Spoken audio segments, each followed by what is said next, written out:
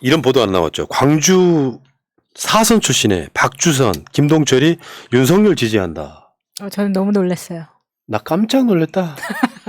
이런 것들이 옛날에 김대중 대통령 계승자 자임하고 장성민도 마찬가지죠. 이런 놈들이 답답한 게요. 이런 거예요. 윤석열이 말했던 호남 사람들도 전두환이 정치 잘했다고 말하는 그 일부가 이런 새끼들이에요. 이놈들이 문재인 대표 배신하고 국민의당 만들어 나가면서 지역 감정 엄청 선동하고 그래가지고 아직도 사실 솔직히 말씀드리면 민주당에 이런 부류 남아 있어요. 그 수박이라고 하죠.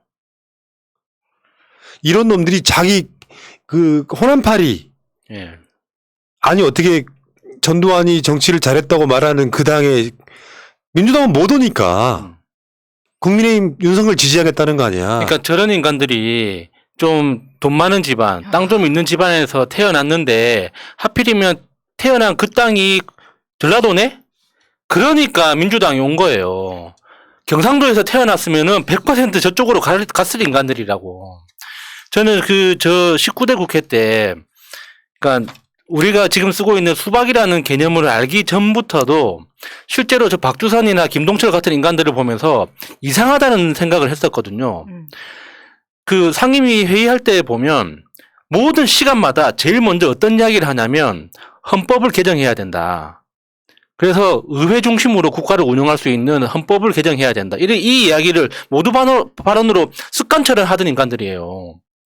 그러니까 아직까지 저 사람들 마음속에는 그러니까 의회 민주주의라는 이름에 달을 쓰고 입법 영국처럼 뭐라고 합니까? 의원 내각제 이걸 일본처럼 의원 내각제를 하려고 계속 밀어붙이는 인간들이거든요.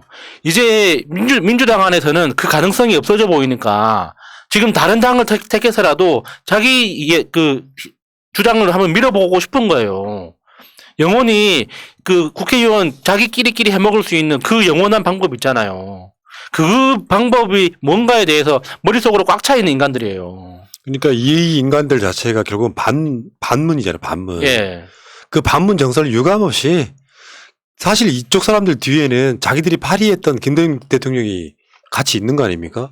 최소한 양심 있다면 이런 짓거리 못하는 거지. 윤석열이 검사 시절 하고 돌아다녔던 자랑스럽게 자랑했던 그 이야기 있잖아요. 나는 한 번도 민주당 계열을 찍어본 적이 없다. 그러니까 서로 이의제의 하는 건데 최소한 윤석열을 더군다나 정두환을 칭찬하는 윤석열을 지지선을 하는 게 우리가 어떻게 보입니까? 이 사람 자체가 호남이 갖고 있는 특성 중에 하나가 진짜 열심히 싸우신 분들도 있지만 그런 사람들은 사실 호남 내에서 기득권으로 못 올라갔다 지금까지. 맞아요. 실제로 이런 놈들이 숟가락 얹으면서 김대중 대통령이 나를 좋아했네, 나를 청거했네, 나를 발탁했네 하면서 지금까지 발의했던 거고요. 역사가 그런 상황을 지금까지 만들어 왔던 것이고 사실은 제대로 된 커밍아웃 하고 있는 거예요. 나는 그냥 문재인 싫어. 윤석열이 아니라 윤석열보다 더한 악마도 전두환도 찍을 놈들이야 이놈들. 그러니까요.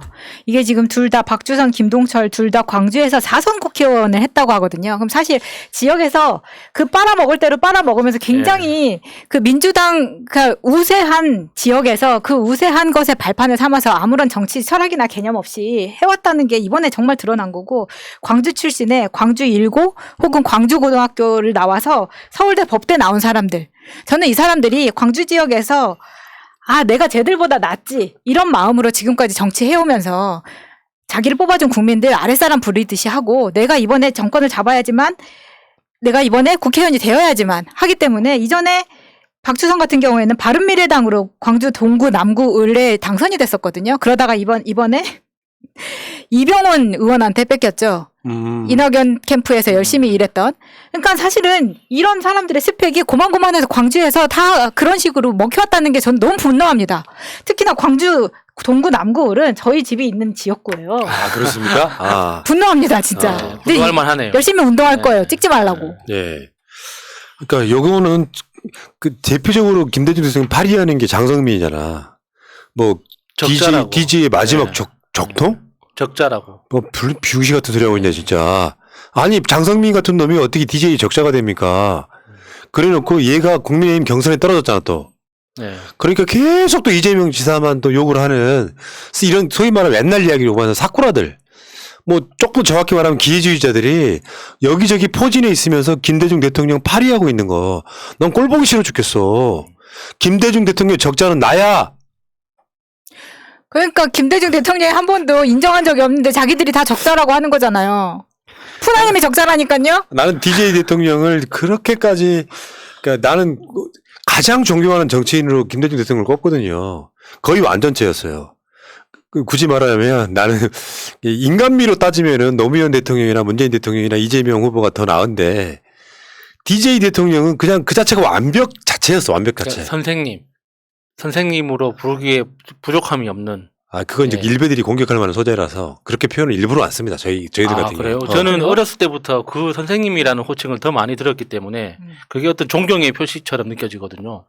그 김대중 대통령은 선생이라는 표현을 썼던 이유가 주로 감옥에 있었고 정치 활동이 금지돼 있어서 호칭이 없었기 때문에 그런기도 한데 어쨌건 저는 김대중 대통령이 갖는 어떤 그 완벽성, 생각이나 사상, 컨텐츠 이런 것들을 이런 거지 같은 것들이 대통령 파리하고 자빠졌단 말이에요. 그러니까. 그러려고 윤석열을 지지한다고 광주에 또는 전남에 이런 사람들 많이 있다. 진짜 충격이에요.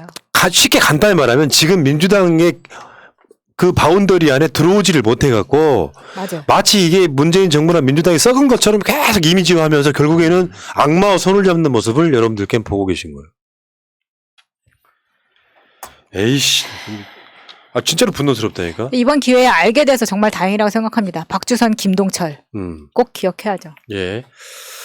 자.